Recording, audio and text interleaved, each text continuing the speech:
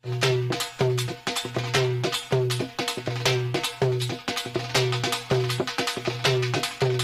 Minute मेरी बात सुनो, इधर बैठो बैठो बैठो, एक मिनट बात सुनो। इस टाइम रात की अकेली क्या कर रही हो? नशा करती हूँ। कौन सा नशा करती हो? पाउडर। किसने लगाया तुम? मैं पढ़ने जाती थी, उधर मेरा को गर्लफ्रेंड था, उसने लगाया। उसके साथ हॉस्टल में गई, उसने मुझे शीशा पिलाया, तो फिर उसने मुझे पाउडर पिलाया। उस तो बाद वो गायब हो गया और मैं इधर ही रह गई। पहले फ्री में पिलाता था, गलत काम भी करता था तुम्हारे साथ? सब कुछ जुटता था। घर वाले से मैं अलग हो गई। माँ बाप लड़ते थे। किस बात पे? यही कि आपकी ये बेटियाँ, ये 3 बेटा क्यों नहीं? फिर मैं गुस्से से ना निकल आई घर से और अब मैं इधर ही रहती हूँ। बाजी क्या करे, गुस्से में आके पता क्या कुछ नहीं कर लेता। जब पीते हैं सुकून हो जाता है, जब नहीं पीते तो ऐसे होता है जैसे मार रहे हैं। ऐसी बीमारी है ना, नशा नहीं छूटता है, छोड़ता है ना जो, वो अल्लाह के पास ही सीधा जाता है। अच्छा लगता है जब मिल जाता है, तो नहीं मिलता तो ऐसे जान। पाउडर का नशा करती हो? सुनती रात को जब सोती हो यहाँ पे मर्द क्या करते हैं?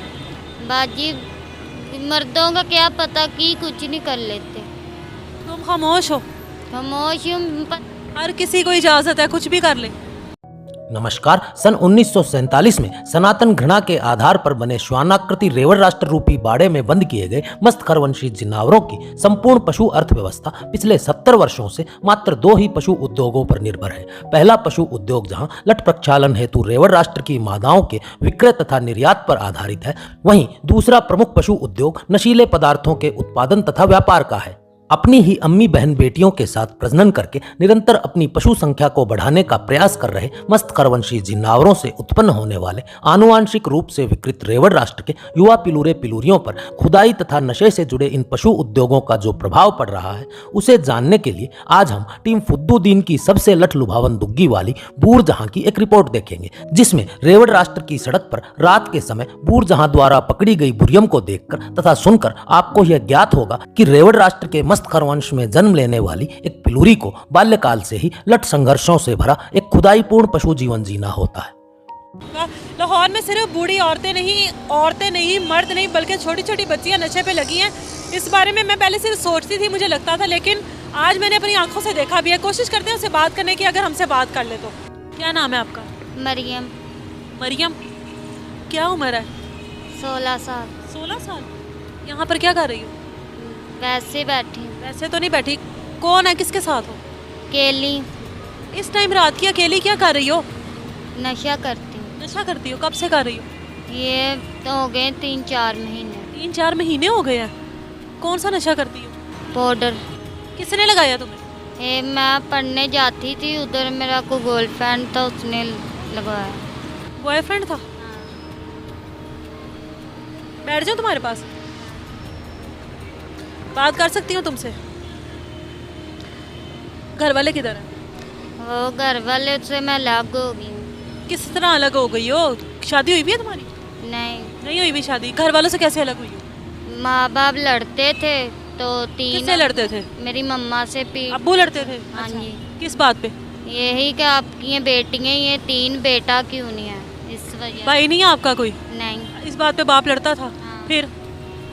फिर मैं गुस्से से ना निकल आई घर से और अब मैं इधर ही रहती हूँ। जो लड़का था वो कहाँ पर मिला आपको? वो तो जब मैं पढ़ती थी वहाँ ही मिला था, तो फिर मैंने ना उसके साथ हॉस्टल में गई, उसने मुझे शीशा पिलाया। फिर लड़के के हॉस्टल में गई? हाँ।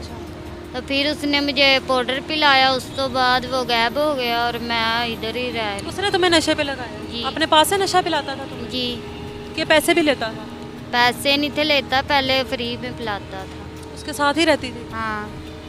गलत काम भी करता था तुम्हारे साथ? सब कुछ जुटता था। माँ बाप के पास गई हो कभी पलट कर? माँ बाप के पास गई थी 2-3 बार, मेरे बाप को पता लग गया, उसने मुझे घर से निकाल दिया। कभी आपने दोबारा घर जाने की कोशिश नहीं की? जवान लड़की हो, बाप ने कैसे निकाल दिया घर से? वो अब नहीं ना रखते हैं, तो इसलिए मैं इधर ही फिर रहती। बाकी आपसे कोई बड़ी बहन है आपकी? हाँ, उसकी शादी हुई है, 2 बेटियाँ, और उसका मियाँ भी उससे छोड़ गया। उसके भी मियाँ ने छोड़ दिया? कभी बाप के पास जाने की कोशिश की है? अकेली हो, कभी बाप ने पता करने की कोशिश की है? कभी कोई पुलिस वाला यहाँ पर आया हो, आपको उठाने की कोशिश की हो? रातों को कहाँ पर होती हो आप? इधर ही होती हूँ, नहीं दिल करता, जब नशे में पता लग जाता है तो नहीं दिल करता घर जाने का। परेशानी इतनी होती है, फिर जाती ही नहीं मैं, फिर पाउडर पीती हूँ तो सुकून हो यहाँ जाता पर पाउडर कैसे मिलता है आपको? है। यही मांग के, तो कुछ लोग बातें भी करते हैं, पैसे भी देते हैं, फिर पाउडर लेके पी लेती हूँ, सुकून हो जाता है। आप मुझे ये बताओ, यहाँ पर इर्द गिर्द मर्द हैं नशा कर रहे हैं, औरतें हैं नशा करने वाली, बड़ी बड़ी उम्र की औरतें हैं, एक तुम वो छोटी सी हो, तुम बता रही हो 16 साल की उम्र है तुम्हारी, तो यहाँ पर क्या क्या परेशानी है? लोग क्या करते हैं रात को? पता नहीं बाजी, हम तो ऐसे ही परेशानी में आके इस तरह के बन गए हैं। तो पता है नशा इंसान को कहाँ से कहाँ पहुँचा देता है। अब क्या करें, जब पीते हैं सुकून हो जाता है, जब नहीं पीते तो वैसे होता है जैसे मार रहे हैं। याद आती है घर वालों की? आती है फिर भूल जाते हैं, याद आती है फिर भूल जाते हैं, फिर कहते हैं कि वो याद करते हैं कि नहीं, पता नहीं, ये नहीं मुझे पता। इलाज करवाने को भी दिल नहीं करता? नहीं, क्यों? क्योंकि नशा छोड़ने वाले छोड़ता है ना जो, वो अल्लाह के पास ही सीधा जाता है। ये करते हुए भी तुम अल्लाह के पास ही सीधा जाओगे? वैसे तो थोड़ा सा ना अच्छा लगता है जब मिल जाता है, तो नहीं मिलता तो ऐसे जान। रात को जब सोती हो यहाँ पे मर्द क्या करते हैं? बाजी मर्दों का क्या पता कि कुछ नहीं कर लेते। तुम खामोश हो? खामोश हूँ, पता अकेली हूँ, मैं क्या कर सकती हूँ। हर किसी को इजाजत है कुछ भी कर ले। ये आई अभी छोटी हो, अगर कोशिश करो तो तुम्हें पता है कि तुम सही हो सकती हो, एक अच्छी ज़िंदगी की तरफ आ सकती हो, पढ़ाई शुरू कर सकती हो, शादी कर सकती हो, बच्चे पैदा कर सकती हो। कभी सोचा इस बारे में? बाजी अब तो सोच नहीं आती है, जब माँ बाप नहीं पास है तो सोच कहाँ से आनी। आपके माँ बाप कहाँ के रहायशी हैं? लाहौर के हैं? हाँ, लाहौर के ही हैं। अगर आपके माँ बाप का मैं आपसे पूछूं और मैं जाऊं उनके पास, उनको मनाने की कोशिश करूं, आप मुझे बता सकते? वो नहीं मानेंगे। नहीं, अगर आप मेरे पर छोड़ो कि आप जाओ मना लो, जा सकती आप? बता दोगे मुझे? चलो ऑफ, मैं कैमरा भी बंद करूंगी तब मुझे बता देना। ठीक है। मैं आप क्या बताया था आपने? मरियम। मरियम। ले जी, ये मैंने एक और भी औरत से बात की यहाँ पर। इसकी उम्र, इसकी मासूमियत, मुझे नहीं लगता है बच्ची का मुझे फेस दिखाना चाहिए। इसकी उम्र, इसकी मासूमियत, इसकी बातों से किसी तौर पर समझ नहीं आती कि इतनी उम्र में ऐसा तजर्बा कहाँ से आया इसको। इस उम्र में अगर ये नशे पे लगे, इसकी पूरी ज़िंदगी पड़ी है, पूरी ज़िंदगी पड़ी है। मुझे नहीं पता इसकी कितनी ज़िंदगी है, इस नशे के बाद इसकी कितनी ज़िंदगी होगी।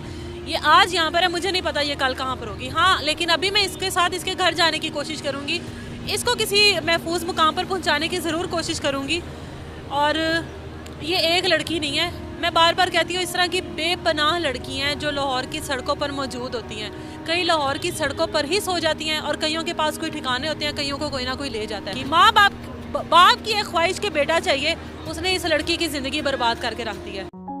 यदि किसी मानव के मन में बूरजहां द्वारा प्रस्तुत बुरियम की कहानी सुनकर किसी प्रकार का कोई दया का भाव उत्पन्न होता है तो उसे जान लेना चाहिए कि नीच मस्त खरवंशी जिन्नावरों ने नशे का व्यापार सनातन की युवा शक्ति को नष्ट करने के उद्देश्य से ही प्रारंभ किया था। परंतु आज उस नशे के पशु व्यापार ने ही रेवड़ राष्ट्र की नन्ही सी बुरियम को नन्ही सी दुग्गी के स्थान पर बड़े आकार की सार्वजनिक झोपड़ी का भार उठाकर सड़क पर घूमने को विवश कर दिया है। इसलिए कहा जा सकता है कि ये सब प्रकृति के कर्म सिद्धांत के अनुरूप ही घटित हो रहा है तथा प्रकृति के नियमों के अंतर्गत घटित होने वाली घटनाएं दया अथवा शोक का नहीं अपितु अध्ययन का विषय होती हैं। इस विषय पर आप भी अपने विचार संदेश पट्टिका पर अवश्य प्रेषित करें। मस्त खरवंश संबंधी इसी प्रकार की जाहिलता से परिपूर्ण किंतु मनोरंजक, रोचक तथा ज्ञानवर्धक सूचनाओं हेतु आप अपने दोनों चैनल पाक डिटॉक तथा टोपी डिटॉक से जुड़े रहें। इस चलचित्र के लिए इतना ही, मिलते हैं अगले चलचित्र में, तब तक के लिए सबको राम राम।